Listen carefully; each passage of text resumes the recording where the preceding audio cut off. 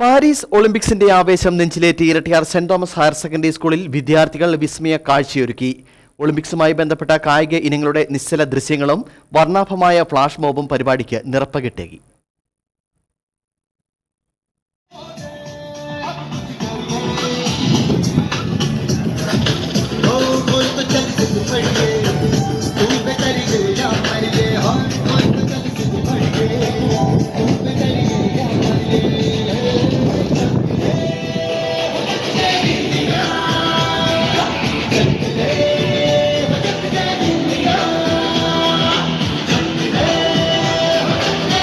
Paris ഒളിമ്പിക്സിന്റെയും ഈ വർഷം നടക്കുന്ന സ്കൂൾ ഒളിമ്പിക്സിന്റെയും ആവേശം നെഞ്ചിലേറ്റിയാണ് Irattayar Saint Thomas higher secondary സ്കൂളിൽ വിസ്മയ കാഴ്ചയൊരുക്കി വിദ്യാർത്ഥികൾ സ്കൂൾ അങ്കണത്തിൽ പ്രത്യേക രീതിയിൽ അണിനിരന്നത്.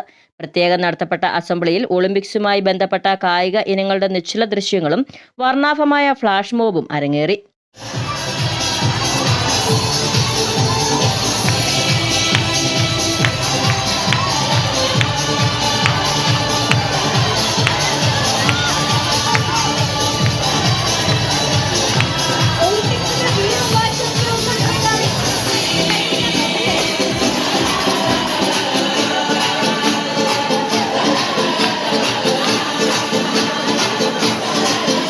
ലോക മഹാത്ഭുതങ്ങളിൽ ഒന്നായ ഈഫൽ ടവർ കുട്ടികൾ നിർമ്മിക്കുകയും അതിന്റെ പശ്ചാത്തലത്തിൽ സ്കൂളിൽ നടത്തിയ കായിക വിളംബരം കുട്ടികൾക്ക് നവ്യാനുഭവം പകർന്നു നൽകി.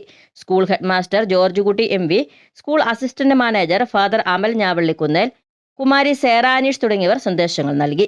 ഒളിമ്പിക്സിന്റെ അർത്ഥം എന്താണ്, അല്ലെങ്കിൽ അത് എപ്രകാരം ഏതൊക്കെ കായിക ഇനങ്ങളിലൂടെയാണ് കടന്നു പോകുന്നത് എന്നൊക്കെയുള്ളത് വളരെ മനോഹരമായിട്ട് ലളിതമായിട്ടുള്ള രീതിയിൽ കുട്ടികൾ ഇന്നിവിടെ അവതരിപ്പിച്ചു.